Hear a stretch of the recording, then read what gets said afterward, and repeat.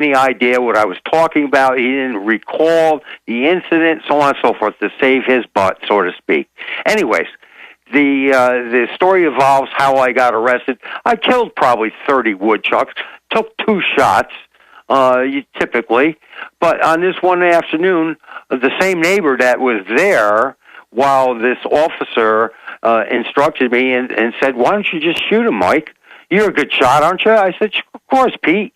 I said, well, how did you get arrested for shooting stupid woodchucks? Yeah, exactly. So, the neighbor got mad after a 12-hour workday. I was working around my house at 7 o'clock in the evening. I see this woodchuck up here, so I shoot him. And I got him right in the head. I know. I come outside. I said, "Jim, my next-door neighbor, did you see the woodchuck?" He says, "What?" He says, I just shot at a woodchuck. He says, "You promised never to shoot it when my kids were at home." I said, "What are you talking about?" And he promptly went inside his house. Let me ask you a question. Are you in a rural area, quasi? Semi-rural. Yeah, listen, I've seen cases now. I've seen 2 in the last 3 or 4 months where people live on the edge of the country. They've lived there for years, and they shoot a deer, or in one case, a guy ran over one and thought, "Well, I just killed it. I'll go butcher it," which actually makes a lot of sense. In some areas, they take the fresh roadkill and feed it to the homeless. It's good meat. And now if people see you butchering a deer, they call the police. And even though it's not illegal, they arrest you and say it's disturbing the peace. These idiots go to the store, buy meat. I saw this a few years ago. I was out fishing, and I was at the boat dock. I'd come back from fishing, back when I had a little time to do such things. And there was a fisherman there cutting up a bunch of catfish and bass, and he had an electric knife. And I saw these trendies go by, I guess down to the sailboat area, and they were like, "Oh my gosh, he's cutting fish up." Ooh, ooh. I mean, they're so domesticated. They don't know where electricity comes from. They don't know where the meat in the store with a saran wrap on it comes from. I've seen cases where people have seen their neighbors skinning squirrels. They went and shot legally. And then they call the police on them, calling it animal cruelty. I mean, I remember my grandpa routinely would walk out in the backyard, shoot a squirrel, skin it in about a minute, and go in and cook it as a little side dish to what my grandma would make. And to the average person, that is weird. To the average person, it is weird and like abusive to have deer hanging up. I mean, that's what humans do. We'd be a lot healthier if we actually did hunt and butcher stuff ourselves. These people are crazy. They're crazy. Raccoon pot roast. I don't think that would be too good. Talk about gaming. But I'll tell you, in the Great Depression, even middle-class people had to, sometimes there wasn't even meat at the store, or you couldn't afford it, and there were almost no raccoons, possums, or deer left in East Texas, where my dad's family's from, at the end of the Depression, because they'd eaten them. And I'm like some barbarian creature, and I'm not even good at chopping up a deer perfectly like my dad or my uncle can do. I mean, I know how to do it because I've done it a few times, but it's kind of like you just let your kid be lazy. Like, "Oh, Alex, you shot 3 deer today? Well, that's what I could shoot this year," and they all came by. Okay, you got to help us. And halfway into one, I like wander off into the cookhouse, and my dad's out there field dressing it all, and then chopping it all up, and a side issue. Oh, boy, I need to be arrested. I'm bad. Let's go ahead and talk to Fred in Wisconsin. Thanks for holding, Fred. You're on the air. No problem. Hey, Alex. It's your friend, the SOPA protester. We talked a few months ago. Yes, sir. The reason I'm calling is I wanted to know, did you see this video that was released of the autistic child that was shocked 31 times for not removing his coat? Yeah, in fact, I mentioned it yesterday, and people would think that I try to make the system look bad, but most of the time I don't even use the information I've got against the system because I've already looked at it, and it's so depressing to watch that I then don't even play it on the air. That's what I'm saying. If I'm guilty of anything, it's holding back. Guys, will you cue up the video of the autistic child being shocked? We had it up at Infowars.com, and I'm going to have that reposted there on the site because there is an epidemic of torture and what they call pain compliance. And so we'll play that after the break, but give us your take on that. Well, you know, I watched this, and this is because he wouldn't remove his coat, and all I could think was, this is my brother, this is my sister. They'd be lucky if they got this guy in court before I got to him, because it made me so angry.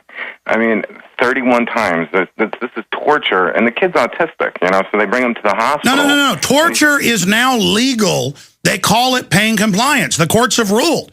They can break arms. They can kill you. And again, and again, it's really illegal, but the crazy scum are just normalizing it. Do you see what's happening? They're laughing while they're doing it, and this center is still open. Why isn't this guy's face on a 2012 poster? Why isn't this all over the media? You know, they're covering the story in Florida. And sir, I've got footage of them breaking protesters' arms now. They are trained now to break your arm. I mean, HBO shows little girls engaging in fellatio on television. I mean, and then the media says we're bad for not liking it. Anything else you want to add? It's just sick. It's always fun to hear from you, Alex. Thank you, sir. Yeah, we'll actually come back and play part of that. Torture.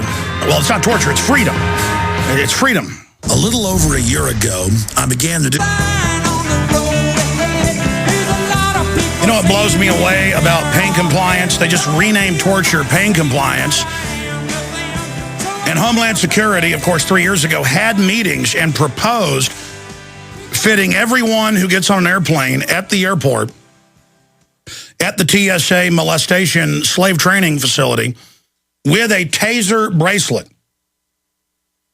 Now, already with the masses of brain-damaged and neurologically harmed children, the little dungeons they have for them at the public schools get bigger and bigger and bigger and bigger. And so all over the country, they have them fitted with these taser belts and taser bracelets. And they have the restraint chairs. And if you don't follow any order they give you, you are tortured, in this case, for 7 hours. And when it's on the news, they're like, it's controversial. No, it's illegal. You're just power grabbing. You're just training us that we have no rights. You're training us that we're slaves. You're training us you can do whatever you want. And I've seen federal and state courts rule police can taser you to make you answer questions or urinate in a cup. Those are real cases. Look them up. One case, they tortured a guy, what was it, 8 times to make him answer questions? What happened to the Fifth Amendment?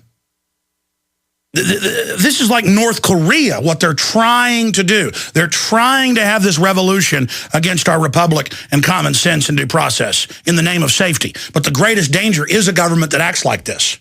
And it's happening. Everything our forebears warned us of. And so here's a child being tortured for not taking his coat off, autistic, probably by all the vaccines. It's mainly boys because their blood-brain barrier isn't as strong. They don't doubt it's exploding. They just say, keep taking the shots, everything's fine. And that's not enough. Now they're going to taser him over and over and over and over again. And this is the mainlining of it, where we're animals that get cattle prodded if we don't do what we're told. Police say, license or registration? No. Bzz, do it until I tell you. Give it to me now. Bzz. This is what they're telling him to do. It's about they're the boss. And now the cops are like, you can't go in the city council building at 2 o'clock in the afternoon. So it says public building. I got a gun right here, pal. Get your InfoWars reporters and get out of here. Let's go. I mean, this is the essence of tyranny, and they're going to take your bank accounts, devalue your dollar. See, with all this tyranny, they're setting this tyranny up because they're going to hurt everybody. You understand? People are like, oh, I don't care if they're doing that to people. So what? They want to hurt you, too, because they like it. And a lot of these cops aren't even bad people. They just believe, well, I'm allowed to taser you for no reason because I'm in charge. Let's go ahead and go to part of this local Fox News clip on this report. Here it is. The public can see for itself what these controversial electric shocks look like in use. No, help me.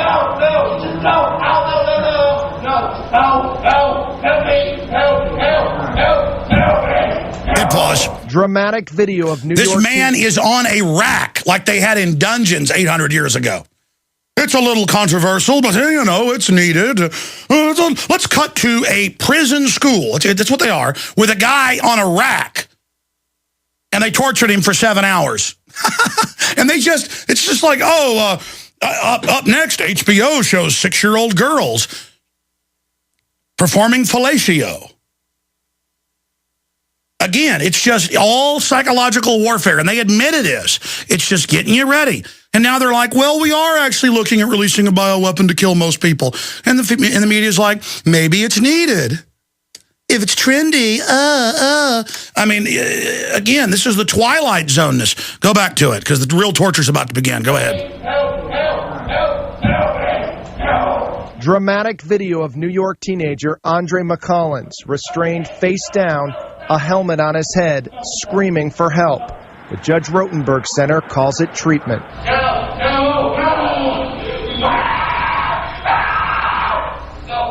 That was shock number 16 or 17. 31 that day. As McCollins' attorney just described, the teenager was shocked 31 times in all that day in 2002. McCollins is suing the Canton-based center, calling it torture. Lawyers for the center and its clinicians say McCollins needed aversive therapy because he was aggressive. These are dramatic tapes. There's no question about that. But the treatment plan... All right, we're going to go to break and come back. But the point is, this is being done in schools everywhere, not just this facility. So they tell parents, don't spank your children, don't be in charge when they're little. So then they're out of control. Well, now you put them in torture chairs. See how they do this? The state says don't spank your child and we'll take them, but we're going to shock them. See how that works? We'll be right back. We're on the march. No, it's not America. When all over the country, citizens are arrested for videotaping police in public. And kept juries are finding them guilty and sending them to prison. We die for the system.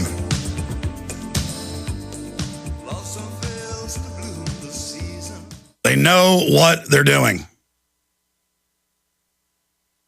And they're doing it in our face. Just like yesterday. By the way, have you talked to McBreen? Are we going to get an update from them in the third hour? Chris? Because as I announced yesterday, we're going to have them back on the show today. So when I said we're not having guests, that's not really entirely completely true. We announced on the radio yesterday. We'll get another update from them and on the nightly news and, of course, on Monday here in studio up there in Georgia, where the gentleman kept beating them in court, dealing with the chickens that he had on his little farm. But they showed him he's dead now. And when our crew got there